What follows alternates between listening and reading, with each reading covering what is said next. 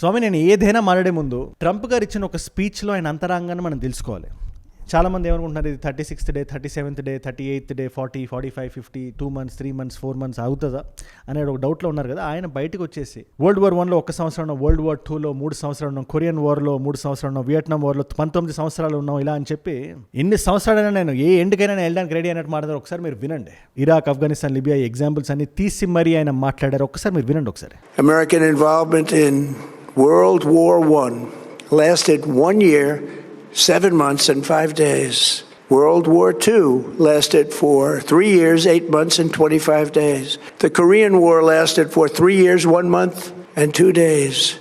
The Vietnam War lasted for 19 years, 5 months and 29 days. స్వామి, ఇవాళ day 37. నేను కొన్ని statistics ఇస్తే మీరు జాగ్రత్తగా వినండి. 13th March 2026 ఒక US MQ-9 రీపర్, మళ్ళీ 28th March కరెక్ట్గా 2 వారాల్లో ఇంకొక US MQ-9 reaper, 31st March ఈసారి 2 MQ-9 రీపర్స్.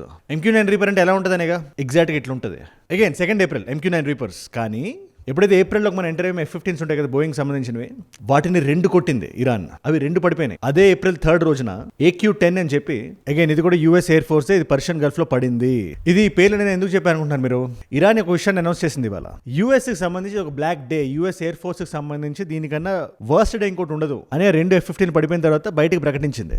ఆల్సో ఒక ట్వీట్ లాంటిది వేసింది. చైర్ ఫోర్స్, ఎయిర్ ఫోర్స్ కాదు ఇది, చైర్ ఫోర్స్ అని చెప్పి, ఎందుకంటే ఎజెక్టింగ్ చైర్స్ ఉంటాయి కదా, అలాంటి 4 బొమ్మలు పెట్టి, ఇది పెద్ద వీళ్ళు అంటున్నట్టు ఇంత స్ట్రాంగ్ ఎయిర్ ఫోర్స్ ఏం కాదు అనే సంకేతాన్ని ఇచ్చినట్టు మాట్లాడింది. మల్టిపుల్ లెవెల్స్ ప్రాబ్లం యూఎస్కి. ఎట్ ద మూమెంట్ ఒక సోల్జర్, నిన్న మనం మాట్లాడుకున్నట్టు, ఈజ్ ఆన్ ద రన్. ఆ వ్యక్తి ఇంకా దొరికితే, ఒకవేళ నిజంగా కానీ దొరికితే, ఇప్పుడు ఏదైతే నో కింగ్స్ ప్రొటెస్ట్ జరుగుతుంది కదా అమెరికా మొత్తం, కొన్ని లక్షల మంది జనాలు రోడ్ల మీదకి వచ్చి, డీజేటీ గారు ఇది చేస్తున్నది కరెక్ట్ కాదు, మీరు మా ట్యాక్స్ పేయర్స్ డబ్బులు మీరు వాడుకుంటూ సోల్జర్స్ ప్రాణాలు రిస్క్ లో పెడుతూ, ఎవరో ఎక్కడో ఇజ్రాయెల్ ప్రాబ్లం ఉంటే ఆ యుద్ధాన్ని మనం ఎందుకు చేయాలి అనే క్వశ్చన్ ఇవాళ నడుస్తుంది. అది కూడా ఆ ప్రాంతం ఈ ప్రాంతం, హవాయి లాంటి ఐలాండ్స్ లో కూడా ఈ ప్రొటెస్ట్ జరుగుతుందంటే మీరు నమ్ముతారా?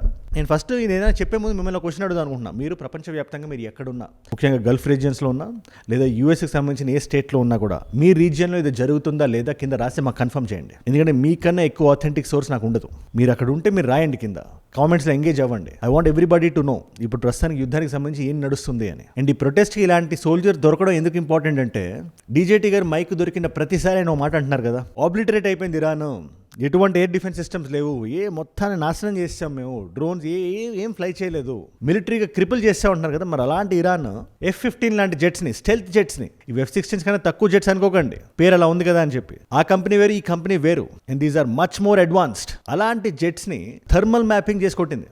April 3rd గురించి మనం మాట్లాడదాం. 2 జెట్స్ పడినాయి. ఒక చిన్న రీక్యాప్ ఇచ్చారంటే, అందులో ఒక పైలట్ని రెస్క్యూ ఫోర్సెస్ మేము తీసేసుకున్నాం అని చెప్పి అమెరికా చెప్తుంది. ఇంకో పైలట్ ఆన్ ద రన్ ఉన్నాడు. ఆ పైలట్కి రెస్క్యూ కోసం ఒక AQ-10ని పంపిస్తే, రెస్క్యూ జెట్ లాంటిది అనుకోండి, దాన్ని మళ్ళీ ఇరాన్ కొట్టింది. అది పర్షియన్ గల్ఫ్లో పడిపోయింది. అమెరికా లేదు ఏదో తప్పు జరిగిందని చెప్పి అంటుంది, కానీ ఇరాన్ ఇది మేమే చేసామని చెప్పి కన్ఫర్మ్ చేస్తుంది.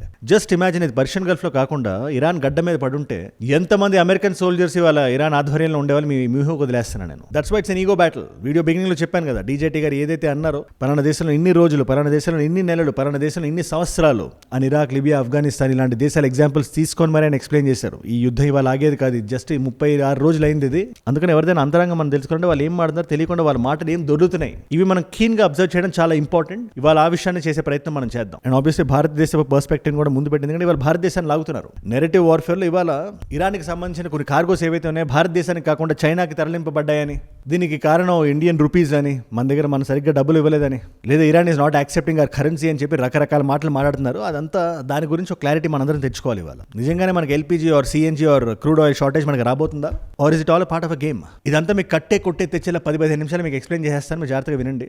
దానికన్నా ముందు ఈ యుద్ధానికి సంబంధించి గంటకి అప్డేట్స్ వస్తున్నాయి కదా, దాన్ని ఒక నాలెడ్జ్ పిల్ల డైలీ మీరు కన్జ్యూమ్ చేద్దాం అనుకుంటే, మీరు పడుకునే ముందు 10 నిమిషాల్లో ఒక వీడియో మొత్తం, రోజు మొత్తం ఏం జరుగుతుంది, సింపుల్ లాంగ్వేజ్ మనందరం మాడుకునే భాషలో మీరు తెలుసుకోవాలనుకుంటే కింద కనబడే సబ్స్క్రైబ్ బటన్ నొక్కి పెట్టేసుకోండి. అప్పుడే ప్రపంచంలో ఏది ఎక్కడ ఎలా జరిగినా నేను వీడియో పెట్టగానే మీ మొబైల్ ఫోన్లో అలా వచ్చేస్తుంది.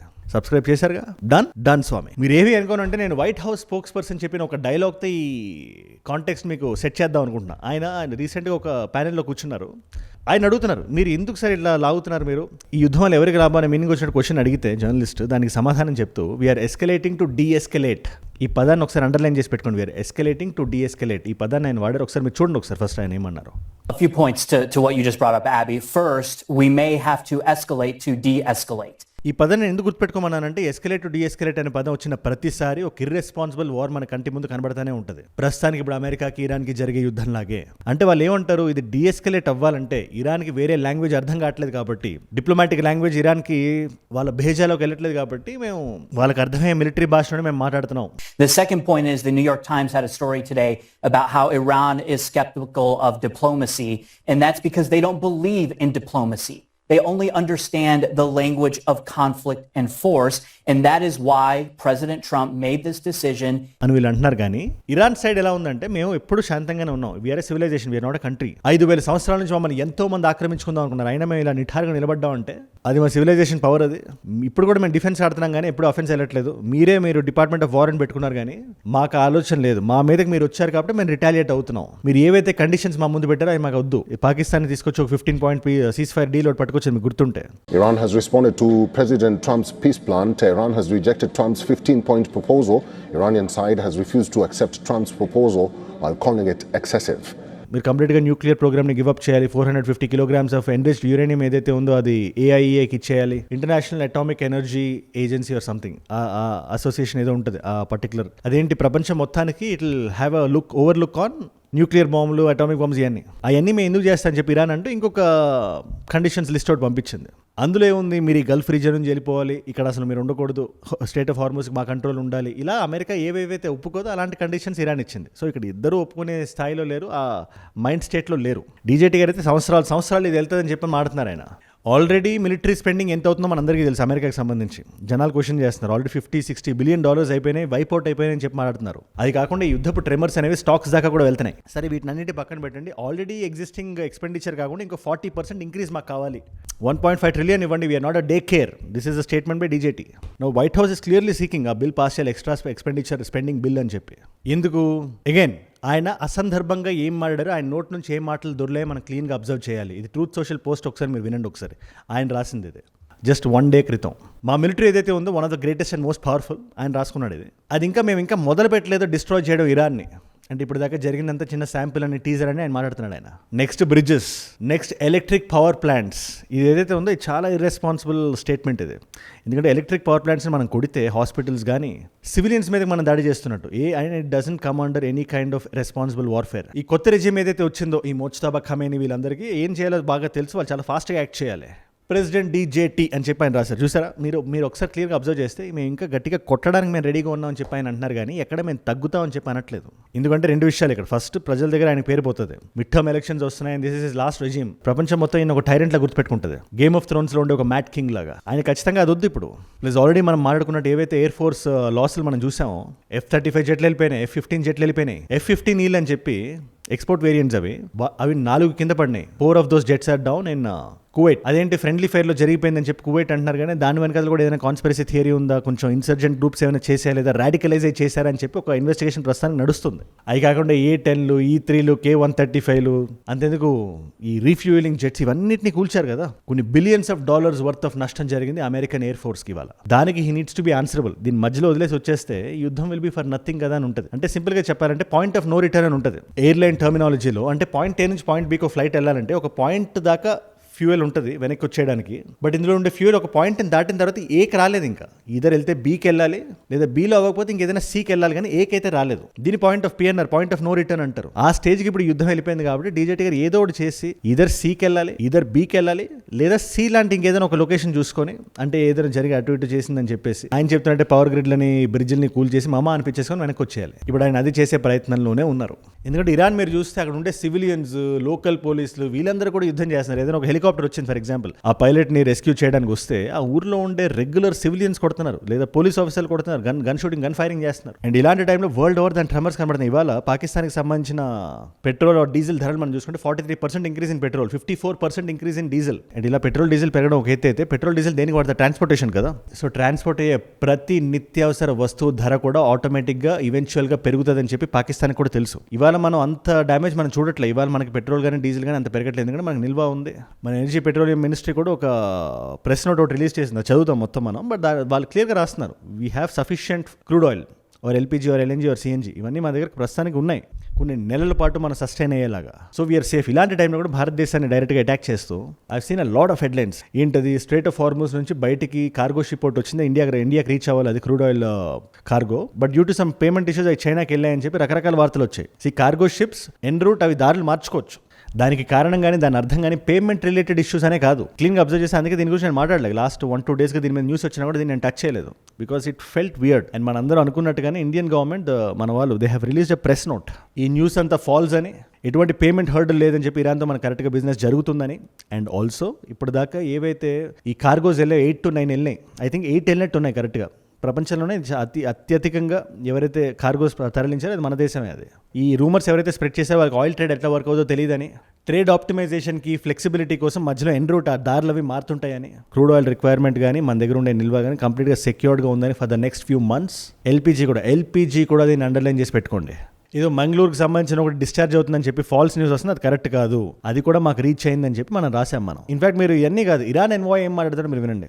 అవతల ఆ దేశం నుంచి ఏం మాట్లాడుతున్నారో చూస్తే, special measures in place to ensure safe passage of ships from friendly nations like India.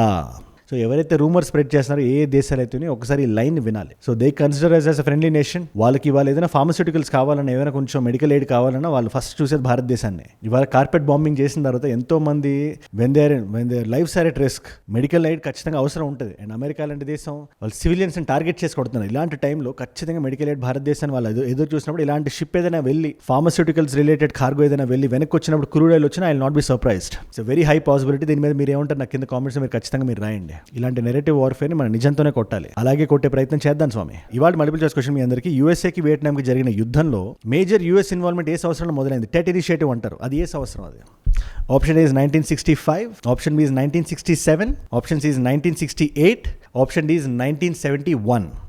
మీకు సమాధానం తెలిసే కింద రండి. తెలుసుకుందాం అనుకుంటే ఇన్స్టాగ్రామ్కి వచ్చేసేయండి. అజయ్ ఫ్రామ్ ఏజుడ్ అని ఉంటుంది. అజయ్ ఫ్రామ్ అని రాండి. It's verified profile, tick mark ఉంటుంది. 1+ మిలియన్ ఫాలోవర్స్ ఉంటారు. మీరు టక్ అని వచ్చేయచ్చు. అక్కడ ఇలాంటి వీడియోస్ని రీల్స్లో చూడొచ్చు. నా లైఫ్లో నా చుట్టూ ఏమైనా జరుగుతున్నా, నాకు ఏదైనా వీడియో ఐడియా టాపిక్ మీరు ఇద్దామనుకున్నా కూడా it's a great place. Definitely వచ్చి అక్కడ ఫాలో కొట్టి పెట్టేసుకోండి. ప్లస్ మీరు అక్కడ ఏవైతే ఆర్టికల్స్ మీరు పంపిస్తున్నారో అది నేను ఈ వీడియోస్లో ఇంక్లూడ్ చేయడానికి చూస్తున్నాను. నేను ఏజుడ్ అంటే నా ఒక్కడి గొంతే కాదు కదా, మన అందరం కలిస్తేనే. ఏజుడ్ అంటే నేను కాదు, మనం. అండ్ ఏజుడ్ గ్లోబల్ అని మీ నాన్ తెలుగు ఫ్రెండ్స్కి నాకంటే వీడియోస్ మీరు షేర్ చేద్దాం అనుకుంటే డెఫినెట్లీ దాన్ని కూడా సబ్స్క్రైబ్ చేసి పెట్టేసుకోండి స్వామి. అండ్ మీరు ఇక్కడ దాకా ఈ వీడియోలో వచ్చారంటే నా వీడియోస్ మిమ్మల్ని ఆకట్టుకుంటున్నాయి, ఒక వాల్యూ పొందుతున్నారు. Thank you so much for that. మీరు ఇస్తున్న వాచ్ టైం, రిటెన్షన్ ఉంది కదా, ప్రాణం పెట్టి నేను పనిచేయడానికి, నిర్మోహమాటంగా మాట్లాడడానికి నన్ను ప్రేరేపిస్తుంది, ప్రోత్సహిస్తుంది. దానికి మీరే నా ప్రేరణ. You are my inspiration. In fact మీరు ఇలా డైలీ చూడడం వల్ల ఎంతమంది కొత్త వాళ్ళకి రీచ్ అవుతుంది అనుకుంటున్నారు ఈ వీడియోస్. నేను ఒకటే చెప్తున్నా, మనం ఎక్కడ ఆగం, మనం ఎక్కడ తగ్గం.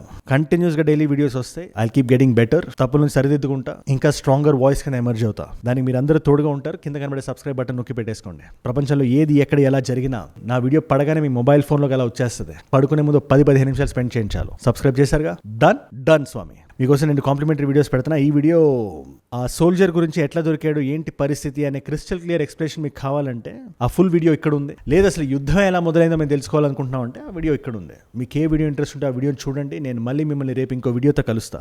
మనందరం కలిసి పెరగాలి, కలిసి ఎదగాలి. Let us all grow together. Let us all rise together. Rise above ignorance, rise above arrogance, rise above hate. ఏజుడ్ అంటే మనం. జై హింద్, జై భారత్, జై ఆంజనేయ, ఓం నమః శివాయ, స్వామియే శరణమయ్యప్ప.